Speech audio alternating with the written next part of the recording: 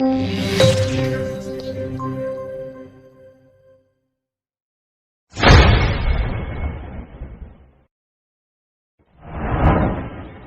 civilisation égyptienne a transmis les valeurs de la civilisation à la Grèce, correspond à la phase pendant laquelle l'Afrique, de nouveau, a transmis les valeurs de sa civilisation à la Méditerranée septentrionale.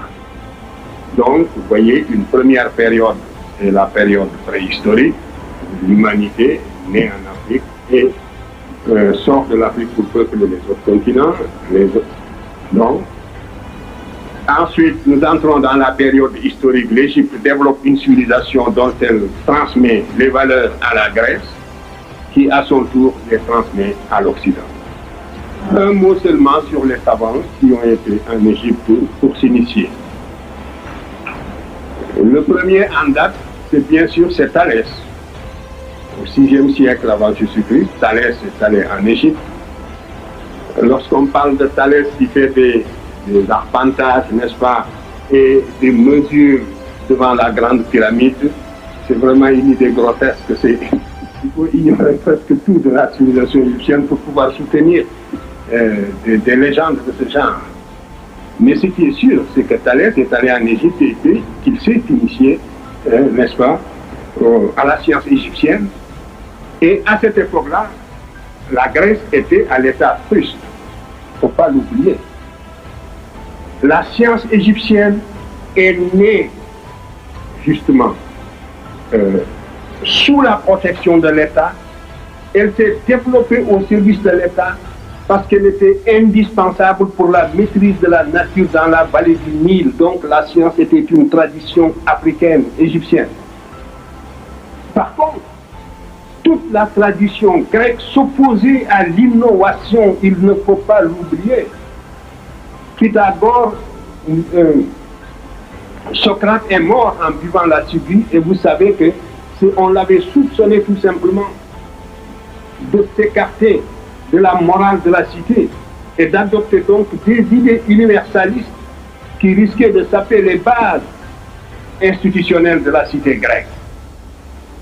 La Grèce, même celle de Platon, n'a jamais dépassé le cadre d'une cité. L'Égypte avait créé, l'Afrique avait créé pour la première fois un État-territoire groupant plusieurs cités, avec des institutions particulières, avec une toute autre philosophie politique, qui s'oppose point par point à l'individualisme septentrional hérité des steppes eurasiatiques. Donc, c'est Thalès qui va d'abord en Égypte, qui s'instruit de la mathématique égyptienne et qui a introduit la géométrie en Grèce. Mais la science était une nouveauté en Grèce qui n'était pas acceptée par la religion et la tradition grecque. La société la plus intolérante de l'Antiquité jusqu'à la Révolution populaire, jusqu'au triomphe des plèbes, c'est la société grecque. Étudier les structures sociales et la répression féroce de tous les novateurs. Anaximandre a failli, Anaxagore a failli être tué. C'est parce qu'il était l'ami de Périclès. Et c'est Périclès qui l'a sauvé de justesse. Aristote s'est enfui, il a failli être tué. Platon s'est enfui, il a failli être tué. Socrate a été tué. Voilà la société grecque et son attitude à l'égard de ses savants.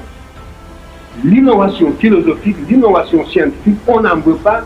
Ce sont des notions étrangères aux structures sociales grecques. Jusqu'à la Révolution. L'élément porteur d'avenir de la société grecque, ce n'était pas son aristocratie. C'était la plèbe, les sans-feu milieux, qui n'avaient aucun droit, qui vivaient à l'extérieur des cités, qui par conséquent devaient conquérir le droit de cité par la force. Tout le potentiel laïque et rationnel de la société grecque se trouvait chez la plèbe.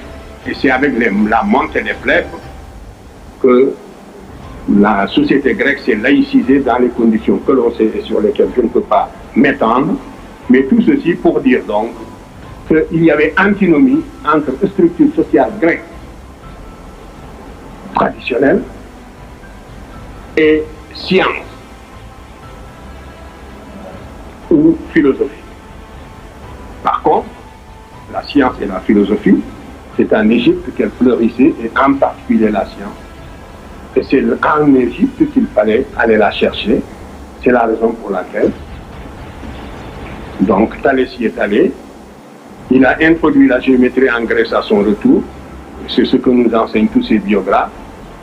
Et quand Pythagore est allé s'instruire auprès de Thalès, Thalès lui a enseigné tout ce qu'il avait appris en Égypte et lui a conseillé d'aller à son tour en Égypte. Pythagore s'était fait recommander du tyran de Samos à l'époque, et il est venu, c'était sous Amasis, le pharaon d'Égypte, qu'il a envoyé à Thèbes, à Héliopolis d'abord, et les prêtres d'Héliopolis lui ont dit qu'ils ne sont pas versés dans les sciences, il faut aller à Memphis. Il va à Memphis, les prêtres de Memphis le renvoient à Thèbes. Vous voyez, les Égyptiens n'étaient pas chauds pour divulguer la science. Il y avait plusieurs niveaux d'initiation. Et malheureusement, vous voyez, une civilisation qui se perd, n'est-ce pas, recèle, si vous voulez, les éléments fossoyeurs même, ses propres éléments fossoyeurs, mais on ne s'en rend pas compte. Et cet esprit initiatique a perdu l'Égypte parce que l'Égypte était une civilisation élitiste. Alors Pythagore va à Thèbes pour se faire initier, et là-bas aussi, on ne le reçoit pas, on le renvoie, on lui fait faire des travaux rébarbatifs qui ne servent à rien, de creuser des trous, voilà. Et puis après, on lui dit de l'emblayer. Et il s'est prêté de bonne grâce à toutes ces brimades. Et finalement, les prêtres égyptiens l'ont pris en sympathie et ont décidé de l'initier. Voilà donc comment Pythagore a fini par vaincre la résistance égyptienne. Et ils l'ont rasé. Donc il y a tout un rituel auquel il s'est soumis. Et il a été initié. Et il est resté pendant 20 ans, 22 ans en Égypte. On ne reste pas dans un pays pendant 22 ans pour apprendre des recettes. Donc, le théorème dit de Pythagore, l'Égyptien le connaissait, c'est un des problèmes, c'est le problème numéro 6 du papyrus de Moscou. Je n'ai pas le temps de m'étendre sur tout cela. Dans la duplication du carré, il fallait absolument aboutir également au théorème, justement, de Pythagore. Et les Égyptiens ont défini une longueur qui permet de construire un carré double et qui est égal à A racine de 2, le nombre irrationnel par excellence. Par conséquent, le double, la définition d'une longueur qui s'appelle le double Riemann et qui consiste précisément à réaliser la duplication du carré, cette seule définition d'une longueur dans la géométrie égyptienne, impliquant la connaissance à la fois du côté et multipliée par racine de 2 pour avoir précisément la diagonale qui donne le côté du carré double, montre à n'en pas douter que l'Égyptien connaissait ce théorème et qu'il le démontrait sans chiffres, effectivement, et tant d'autres choses. Et par voie de conséquence aussi, les nombres irrationnels que l'on a attribués à Pythagore. Ainsi donc, c'est comme ça que Pythagore est resté si longtemps en Égypte pour s'instruire. Et les Égyptiens ont souvent dit, que souvent, Diodore l'a relaté, que les Grecs, une fois rentrés chez eux, s'attribuent toutes les sciences qu'ils ont apprises en Égypte. Ce n'était pas un secret. Mais parmi tous les Grecs qu'ils ont initiés, c'est Pythagore qu'ils aimaient le plus parce que c'est Pythagore qui avait gardé dans son enseignement l'aspect symbolique de l'enseignement égyptien. Les Égyptiens étaient extrêmement symbolistes dans la transmission de leurs sciences et Pythagore avait gardé cet aspect. Nous avons retrouvé les signes pré-algébriques qu'utilisait Pythagore, en tout cas les pythagoriciens, parce que Pythagore n'a pas écrit, ses écrits n'ont pas survécu. Mais les pythagoriciens de Crotone, n'est-ce pas, on a retrouvé les signes pré-algébriques qu'ils utilisaient et qui sont des signes hiéroglyphiques égyptiens qui montrent à n'en pas douter également n'est-ce pas, l'influence de l'Égypte sur la science grecque. Alors, tout cela, de la même façon, montre que la Grèce est allée s'initier en Égypte. Et mieux, même les savants qui n'avaient pas fait le voyage, souvent l'inventaient. C'est dire aussi que les Grecs ne se mettaient pas sur le même plan que l'Égypte. Et même vaincue, l'Égypte restait l'institutrice de toutes les vieilles jeunes civilisations montantes de la Méditerranée septentrionale. C'est Platon, Strabon, qui était un grand savant de l'Antiquité, mais un savant chauvin, qui était conscient de la valeur de la civilisation de la Méditerranée septentrionale à son époque. Strabon montre, relate que quand ils ont visité l'Égypte, quand il a visité l'Égypte et le Fayoum, ils étaient en groupe, on leur a montré les chambres où Platon et Eudoxe, le mathématicien, séjournaient quand ils sont venus se faire initier à la cosmogonie égyptienne d'Héliopolis. On leur a montré les chambres où séjournaient Platon, où Platon et Eudoxe ont séjourné. Pendant 13 ans, ils sont restés en Égypte pour se faire initier dans la cosmogonie héliopolitaine.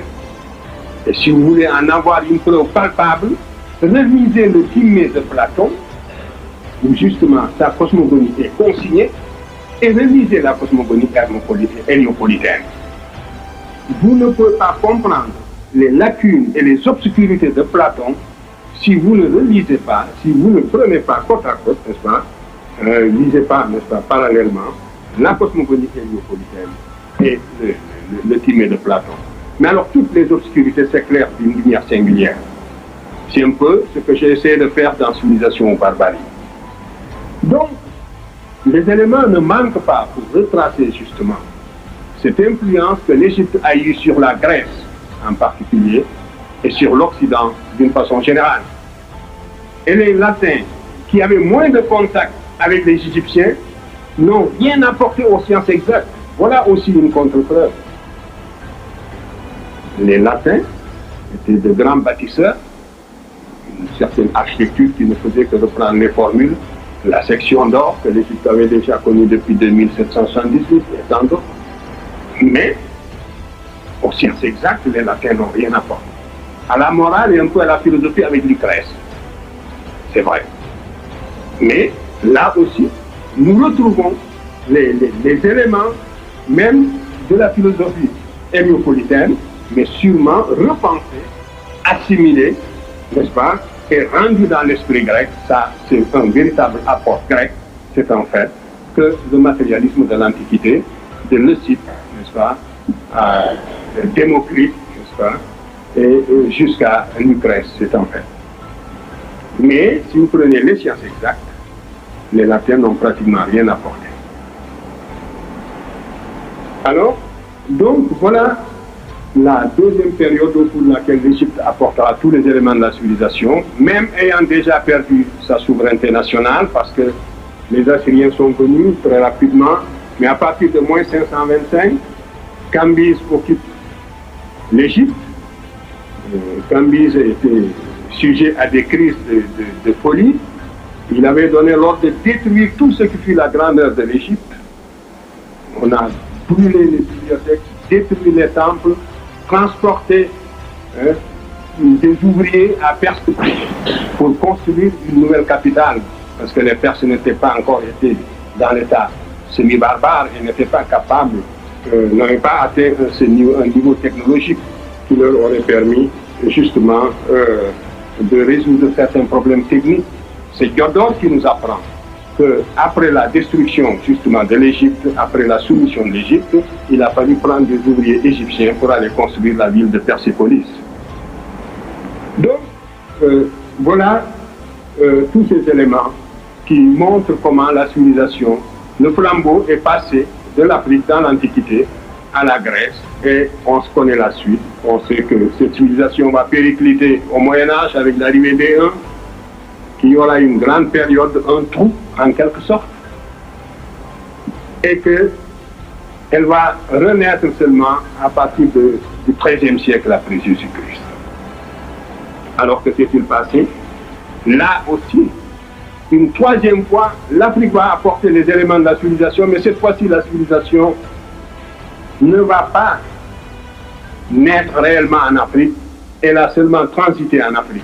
Ces valeurs de la civilisation que l'Afrique avait déjà dégagées dans l'Antiquité, végétaient dans les bibliothèques de Byzance, étaient reprises à Bagdad, et ce sont ces éléments de la civilisation qu'après l'Égypte, les Arabes, n'est-ce pas, ont véhiculé jusqu'en Afrique. Et par la conquête de l'Espagne, les Arabes sont entrés en Espagne en 711. Ils ont trouvé la dynastie Wisigothe, qui était une dynastie semi-barbare. L'Europe était barbare. C'était avant la Renaissance carolingienne. Alors, imaginez l'état de l'Europe donc au 7e, tout à fait au début du 8e siècle après Jésus. Et quand les Arabes vont sortir expulsés de l'Espagne, jour pour jour, c'est Isabelle de Castille qui, après avoir assiégé le dernier bastion arabe à Grenade, a passé des accords avec Christophe Colomb en 1492.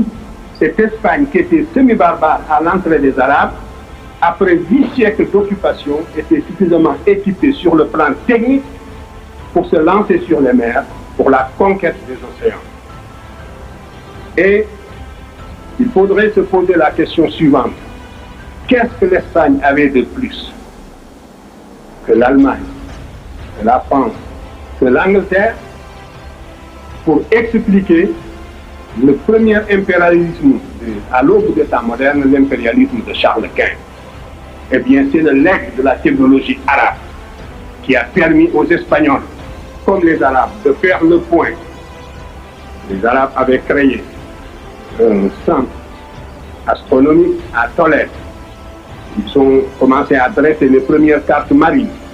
Ils ont introduit la boussole. Les Chinois commençaient déjà à naviguer en haute mer. Ils savaient faire le point.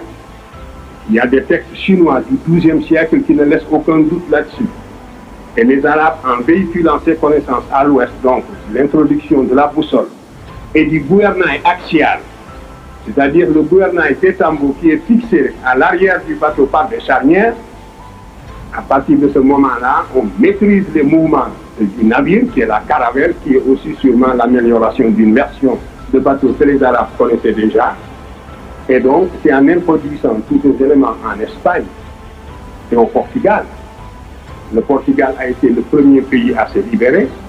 Vous savez que les croisades, ça a été une réaction de l'Europe pour libérer l'Espagne de ce qu'on appelait l'occupation des Sarrasins. Et l'Europe a pris conscience sur le plan culturel et religieux par une opposition dialectique à l'ensemble du monde arabe. Et il serait intéressant que nous, les Africains, nous fassions une relecture précisément africaine de la chanson de Roland. Parce que ce sont les monuments épiques même qui sont à la base, qui sont les fondements culturels de la civilisation occidentale, qui nous montrent quelles étaient les préoccupations. Charlemagne, un siècle après l'entrée des Arabes, ou un peu, est allé combattre à Roncevaux avec Roland contre ces Sarrasins, justement. Et les croisades, ça a été la véritable prise de conscience de l'Europe en tant qu'individualité culturelle occidentale de contribuer à rejeter les Sarrasins en dehors de l'Europe. Et c'est donc dans cette lutte dialectique que l'Europe a essentiellement pris conscience de son individualité et comme en témoigne sa littérature épique. Et finalement, on a voulu contourner les arrières, ce qui explique les croisades en lieu saint.